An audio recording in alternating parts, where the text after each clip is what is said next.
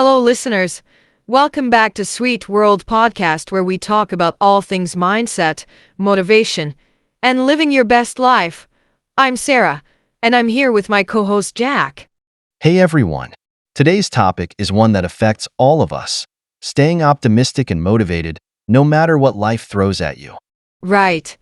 It's so easy to feel overwhelmed with work, family, financial issues, or just the general stress of life. Today, we'll dig into the science of optimism and motivation and share practical strategies to help keep that spark alive. And we're going to talk about some of the psychology behind optimism and motivation, plus a few real-world tips that you can use immediately.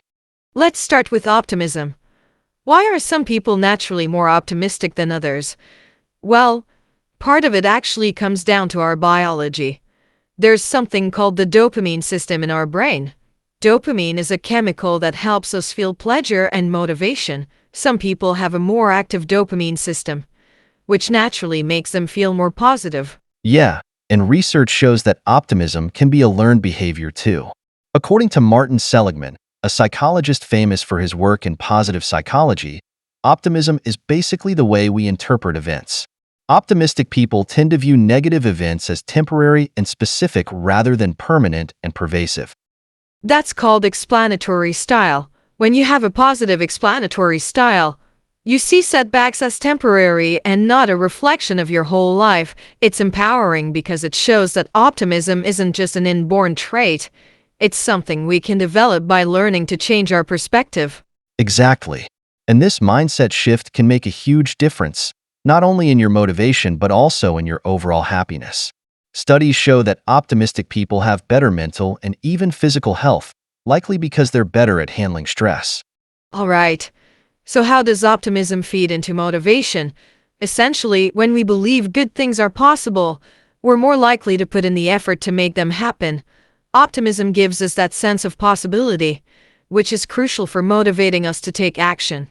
Yeah, and it's also a big part of what psychologists call self-efficacy, or the belief in our own ability to succeed.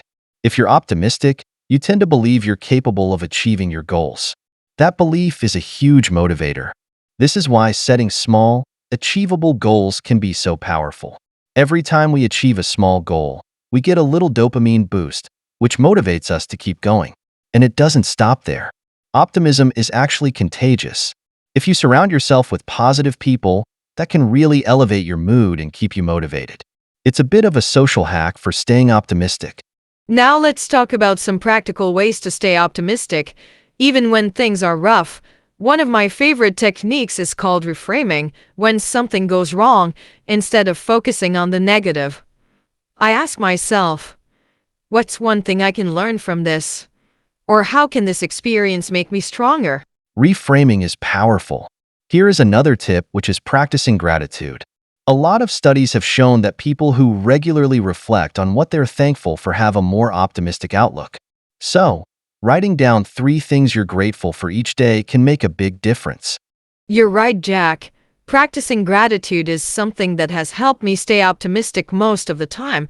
Another one is something called visualization. When I'm feeling stressed, I close my eyes and visualize myself succeeding at whatever is challenging me. It sounds simple, but the brain doesn't always know the difference between real and imagined success, so it builds confidence and reduces stress.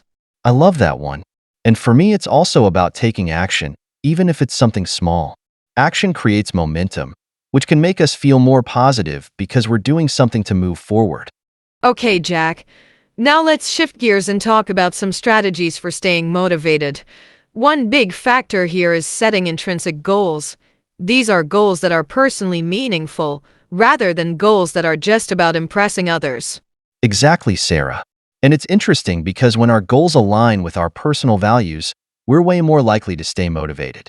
External rewards like money or recognition can motivate us, but they don't have the same lasting impact as intrinsic goals do. That's so true.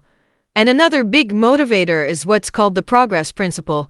We tend to feel more motivated when we see clear progress, even if it's small, so breaking a big goal into smaller steps and tracking your progress can keep that fire going. I've also found that a bit of self-compassion goes a long way.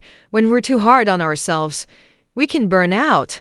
But if we treat ourselves with kindness and recognize that progress isn't always a straight line, we stay more resilient. And resilience really is key, especially when setbacks happen.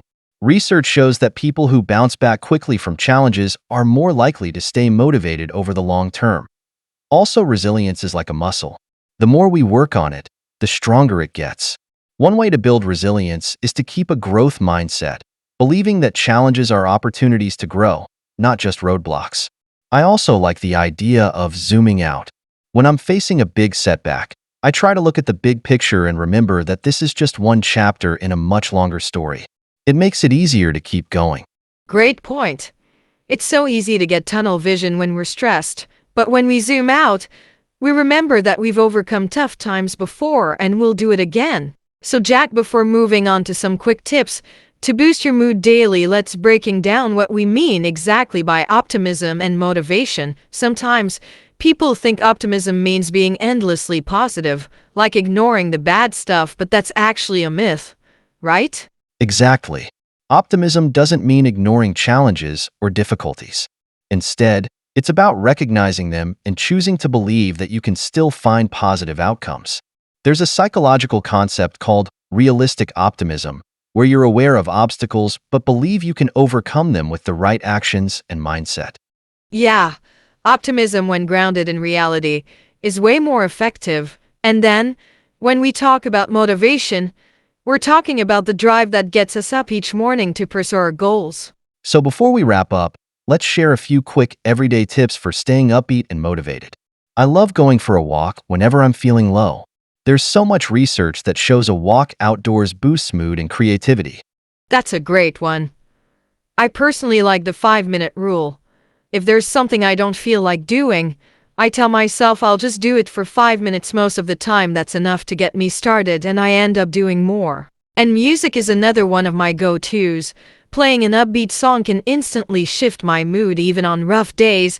And lastly, I'd say reach out to someone. Even a quick chat with a friend can help you see things in a new light.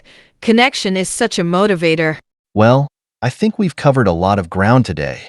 From the science behind optimism and motivation to practical tips for staying positive, we hope you're feeling inspired. Definitely.